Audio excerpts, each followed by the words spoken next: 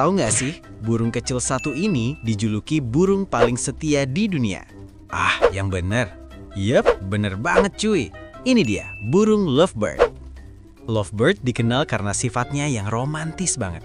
Kalau udah punya pasangan, mereka bisa lengket terus, bahkan duduk berdempetan sambil saling merapikan bulu. Makanya dinamain lovebird, karena mereka bisa stres bahkan sakit kalau dipisahkan dari pasangannya. Bucin sejati cuy. Fakta menarik lainnya, lovebird itu pinter. Mereka bisa dilatih buat ngenalin suara. Bahkan ada yang bisa ngebales kalau diajak ngobrol. Terus, soal warna, wow, lovebird punya warna super kece. Hijau, kuning, biru, sampai pastel. Cocok banget jadi burung hias. Jadi, lovebird bukan cuma lucu, tapi juga simbol kesetiaan dan cinta.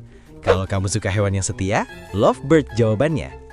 Like, follow, subscribe, dan share kalau kamu pecinta burung.